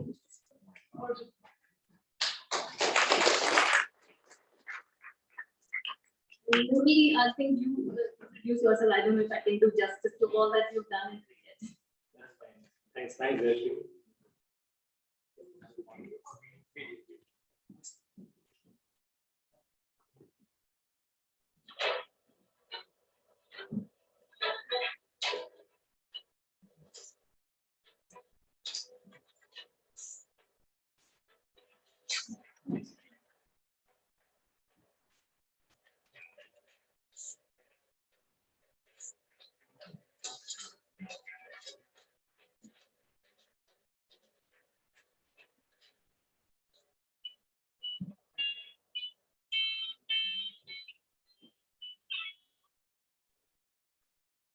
Right. So part of my pitch is to recover some money we made for this video. I mean, we spent doing this video. So we made money on video. Or rather, that was supposed to be the independence call. So let's call it, damage fees or whatever. Some excellent presentations here. So I'm a little bit overwhelmed, but it's amazing to be in this forum. So I thank ATEA for giving this opportunity. And we've had some very early supporters, especially from this group. I'm going to give a shout out to Mahendran, Daya, Paresh, Vidya, bunch of people who have been, very interested in what we're doing. So I'm just going to get to the topic. So how many of us like cricket? Everyone likes it. That's good. So just sensing the room. So let's talk some cricket. I can also see some welcome gift for me over here. Thank you. All right. So I'm here to talk about cricket. Its overall global growth, specifically about what's happening in the US and about cricket as a business here. I see Venki, so I have to give you a shout out as well. All right. So if you want to move to the next slide. All right. So if you know cricket, this is the second most popular sport in the whole entire world. That's after soccer. We like to call it football. And some pretty startling numbers that even we figured when we were trying to build this story. So I mean, we got this opportunity to own the franchise, a couple of years back. We're building, so I'm going to get to who we are and all that through the course of the presentation. So, but specific to the US, right? The 2019 World Cup had 17 times the viewership of the Super Bowl, which is everything in this country. There's 20 million plus, cricket fans in the US. The more exciting stuff is the 2024 T20 World Cup is going to be played in the US. And closer home, I don't know how many of you know this, George Washington played cricket in the 18th century at Valley Forge. So the story is cricket is not a new sport for this country. I mean, when people see, cricket game happening, they see expats, they see South Asians, Caribbeans. But this sport belongs to this country as much as any other sport. In fact, that's one of the reasons I hate baseball, because that ate away cricket to a very great extent. Because back in the days, you used to play for 5 days. I mean, we still have draws in test match. That's not going to suit the American fan. They don't want to sit for 5 days and watch a game that has no result, right? So baseball made a lot of stuff easier, and obviously things dwindle now. And then happened the story, and much more closer home, if you want to go to the next slide, much more closer home, Philadelphia had one of the most, like one of the strongest cricketing circuits. There was this team called the Philadelphian, and proud to say we derived our name from that. This team used to boast of one of the best class players in entire country, and they even beat the teams from official national teams from England and Australia back in time. Again, another trivia is the first ever time any two countries decided to play any sport. They chose cricket, and the two countries were USA and Canada. They played the first ever international sport of any sort in Manhattan, 1844, and that's how literally the concept of two countries playing any sport started. Want to move to the next slide? Right. So now let's talk about what's happening right now. So the past few years, what's happening is ICC, the International Cricketing Council. They have turned their focus to US for very good reasons, because the subscription base, the fan base, cricket is by far one of the fastest growing market in the whole entire world. We are talking millions of subscribers. Below TV, if any of you have the subscription of Below TV or Hulu or whatever, you are contributing to the growth.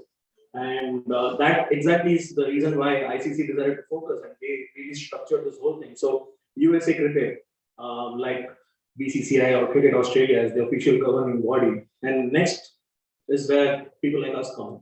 So time for me to give a short introduction. So my name is Murli Kailashna.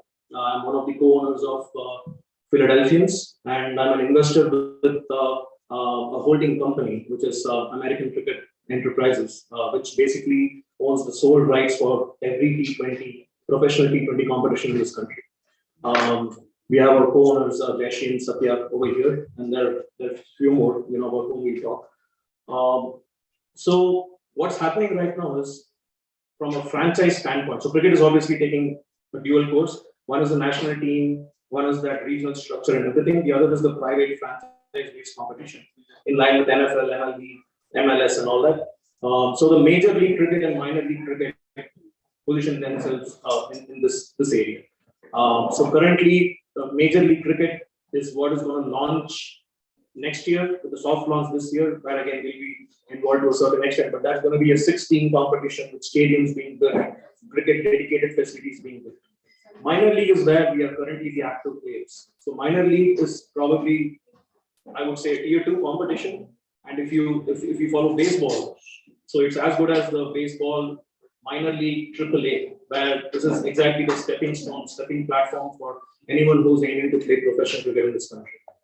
Biggest difference between major league and minor league is going to be minor league. Owners like us are supposed to invest in making sure the grassroots talent it grows, and we are also supposed to engage professionals. So we can call it a semi-professional, but I would tilt more towards a professional structure, where even budding amateurs and very good domestic professionals are being engaged.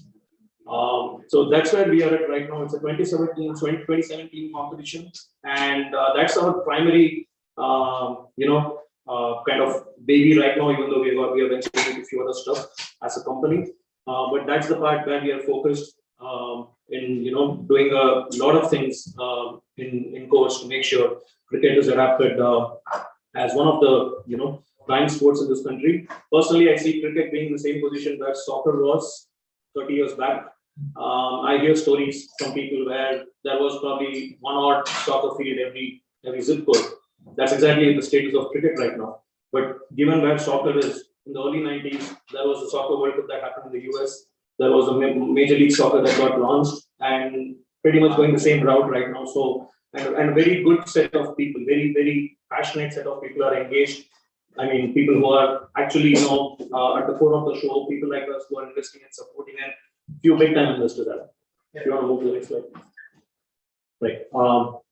We can skip this. I just spoke about minor. So yeah, a little bit about the ownership. So again, I got into this country for a typical techie job, but then I slowly kind of kept shifting my interest. Cricket has always been one of the core areas of focus. And very recently, we have kind of gone very full time into cricket. That's how much I believe in this product. I do I'm into more of tech process consulting, and I'm a pretty early investor and kind of sizable investor into the crypto world. I consult with a lot of companies on the in the Web3 space and NFT launches and all that. So that's my side pick, but primarily this cricket. And obviously we have Jaishi and Satya. I see them as one of the top level entrepreneurs in the region, very high on energy and visionaries. Jaishi, as she said, is by herself a professional cricketer, and she failed to say that she actually played almost like the women equivalent of Ranji back in India. And Jaishi is also one of the very few, I want to count like a couple of them are there probably, but very few female owners of any cricket team in this country, any professional cricket team in this country. And then we have Mr. Precious, Ernie, as we like to call him, is an 80-year-old British American. He has spent a lot of time in this country, especially in the Philadelphia region, 40 plus years, trying to develop, trying to push this at the grassroots. Now we are talking business, now we are talking a lot of potential, but he has been in this when there is nothing. And then we have Santosh and Mayur.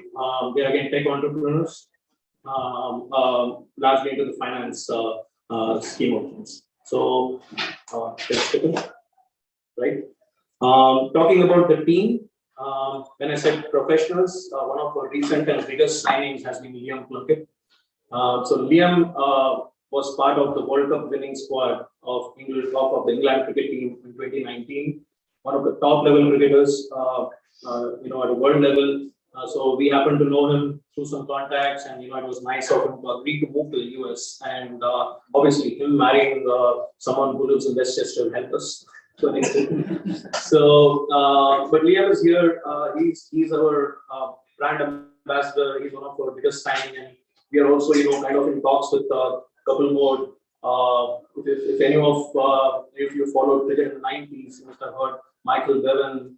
And few other cricketers whom we are trying to rope in terms of our mentorship roles, trying to see how we can engage. Talking about Liam, it's also important to highlight how our coaching setup is. So as I said, the professional team is our core area, but we focus on player development. And Jaishi's recent venture into the coaching space and our own plans mean that we will be very soon venturing into the academy space. We will be building, setting up indoor facilities. We'll be making sure there's a proper structure for any American-born kid to pick up the sport and try to see how we can take that further.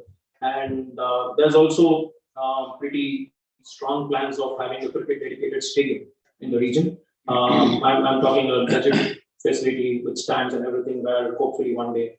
2024 is not going to happen, but hopefully one day we get to see a World Cup game happening in Finland. So you can go ahead. So some of the moments from 2021. You can skip this. Right. So this is where I was trying to touch base. Overall, as a franchise, it's not just the cricket team for us. We believe firmly in few areas which we believe that is going to play a very key role in the growth of cricket. Obviously, the team, grassroots collaboration, infrastructure, digital game, right? So I want to talk a little bit about it. So we had a very, I would say, kind of a humble beginning last year, which we thought what was like a lot more has to be done there. But again, what we realized was we were easily the most favorite and the fastest, growing franchise in the digital space. So we started off by, if you follow South Indian movies, we started off by requesting Mr. Shivakarthikeyan to launch our brand to enable, kind of a global reach. And from there on, we have gotten some serious traction. Our content management team works with one of the top-notch firms, back in India. They work on Netflix specials, It's a very highly skilled team. And I was just joking about the intro video, but that intro video was done by the same guy who also worked on Dinesh Karthik's NFTs. So this is a very highly skilled team, and that's where we are trying to invest to make sure there's a good reach. And this year, we are going to increase our focus on that. We are going to make sure there's much more awareness and all that, and and more following, because we like to for a cricket team, for any sporting team, organic fan following is really critical. So that's going to be one of the key areas we're going to focus. Right. So it's going to be a little bit difficult to read this, but specific to demographics, right?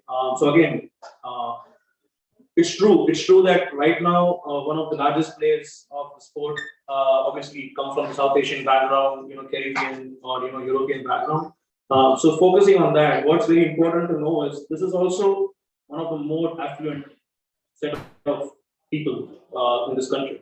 So a few numbers which we churned out, right, was like USA, as I said, in terms of digital following and even live following, has more mainstream cricket followers than even Australia or countries like Australia or UK. And again, a good 30% of people who like and follow cricket have a household income greater than $250,000.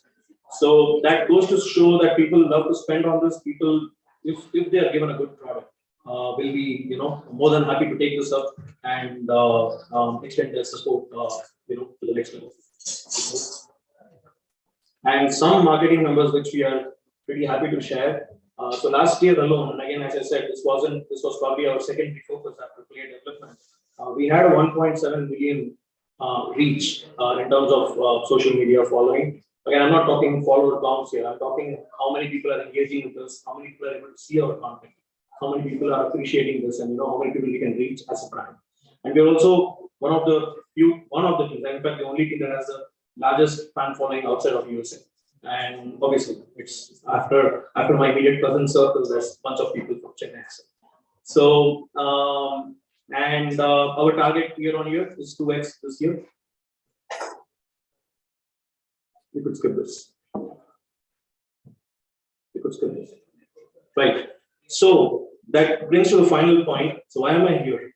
So this room, as I said, I see a lot of community leaders, a lot of entrepreneurs, business owners. So here's our offer, or rather, here's our pitch for you to engage with us, and as a sponsor, as an early supporter of this venture. What I mean by that is, you might be an organization who has a decent budget for marketing. We are here to talk. If you're a mid-sized business, not so much budget for marketing, we're still here to talk. You don't want to spend a dime on me, I'm still here to talk for free, right? And I'm not stealing Ram's lines here, but I'm also looking for brand ambassadors. I swear I thought of it before you said it. So, but that's something which is probably going to be the biggest takeaway. Apart from any of such sponsorship or any such commercial engagement, that each of you get back, and we're going to share more details about how this series is going to span out at Extend Park. You're going to see a whole new level show. Last year we experimented a few things, but this time it's going to be a fully professional setup. You're going to see cricket in the US like you've never seen before, and for that definitely request and appreciate your support. We're going to move to the next one. So I'm going to share this deck around, but at a high level, we're looking for principal sponsors, co-sponsors, and associate sponsors. These are our top, kind of buckets for engagement. And again, as I said, what is promised, there's a bunch of, again, kind of a Chinese menu which you can work around. And if there is a customized budget which you want to work around, that's also something which we are willing to talk. Just to share the numbers, the principal sponsor, we're willing to talk somewhere around $75,000 for the season. Co-sponsors would be somewhere around 50 grand, and associate sponsor would be somewhere around 25 grand. But again, these are the numbers which means it's the ultimate exposure and a lot of things to do. But again, if there's a customized budget, we are happy to discuss multiple options to see how we can engage at different levels. Any questions?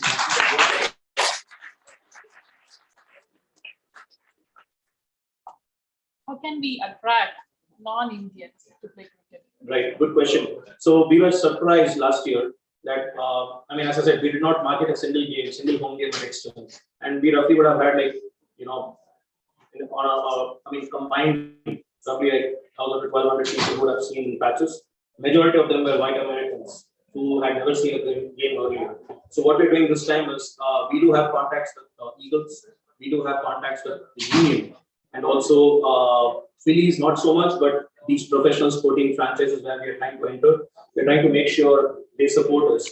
Another option we are trying to do is investing in schools, entering schools. So those are the things where we will be investing as a franchise, entering school boards, trying to have workshops, and see how many kids can show or have dedicated days for school kids to come over and see and look at a young kid running in 30 yards and going 80 miles an hour, and that's going to inspire them.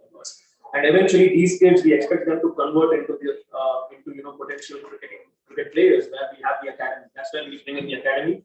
So we will first try to show them the sport. Our goal is, let's say even if like 5,000 kids are able to see the cricket bat for the first time in their lives, US-born kids, then we can show them the way forward. We can tell them, this is the training mechanism, and this is how we do it. This morning, I started coaching in United Sports. It's a multi-sport complex, and there were 4 Indian kids who started playing cricket. But there were other players who were there, and their parents came over and asked, "What is the sport? Can we, know more about the sport?" So the interest is definitely growing with non-Indian, non-Asian population also. Hey, just for my own sake, the major leagues, the minor leagues, what's the valuation? I can talk about that after. Thank you. So, I could just answer one thing at a very high level. If you want to slide to the next, this is fine. I'm sorry, I'm just taking 10 more seconds.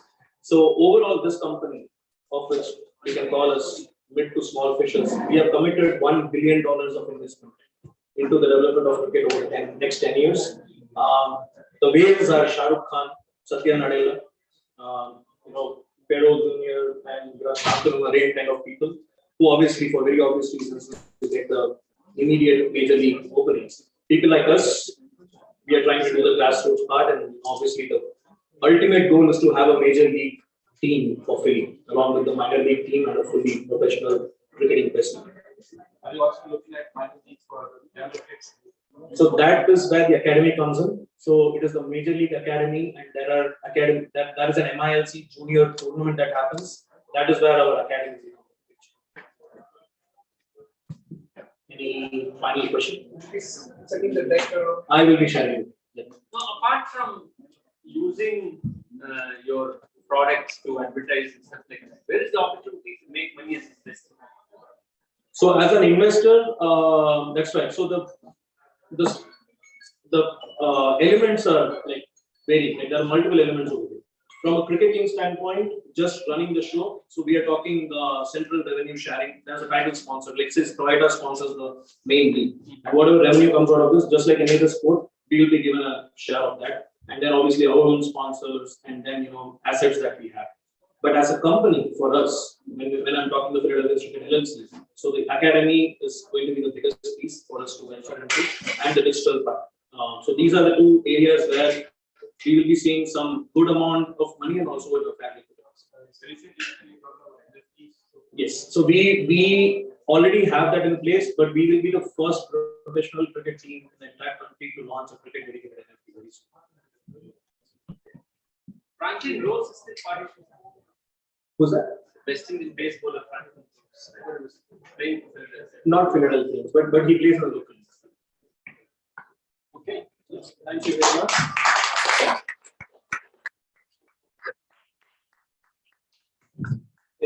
Thank you very much. Even though I announced 15 minutes in our initial slide pamphlet, we said 20 minutes, so I wanted to be 15 to 20 minutes for each one of this. Sorry for that. Next time we are going to be cutting it out on time. Thank you very much for your patience, and I'm giving to Vishwas. Thank you, Narendra. Thank you, Narendra, for organizing the pitching event. I'm calling Mr. Joseph Vedam to take the thank you now. Thank you, Vishwas.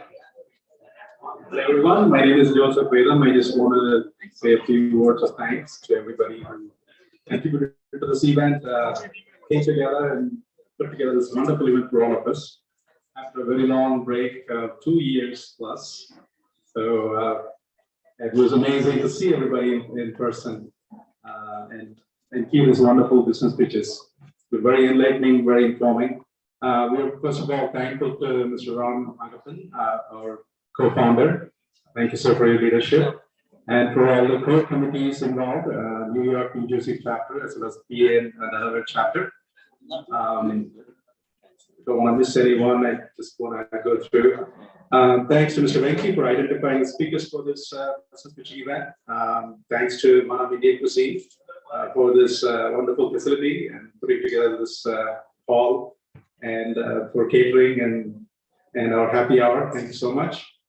Thanks to Narain Ashok Raju for coordinating this pitching event. Thank you, sir. Thanks to Dhanashekhar for coordinating the happy hour event. Dilip Pachepan for audio, video, and projector setup. Prakash Narayan for setting up the Expert website. Suji Iyer for creating the surveys. Mr. Annamalai for taking care of the accounting needs. Thanks to our wonderful sponsors, Mr. Garani Raj, Keller Williams Realty, Mr. Karthik Sundaram, Mentor Match, Mrs. Usha Krishnakumar, New York Life Insurance, Micrografio, Integrated Workforce and Workplace Solutions Provider in India. Thank you so much, everybody, for coming together. Have a wonderful evening. And we have food and wine and beer, and feel free to network after this event. Thank you so much. Before you all leave, the cricket bats are still going to be distributed. Don't miss this. So drop your business cards in the bowl out there. They are standing.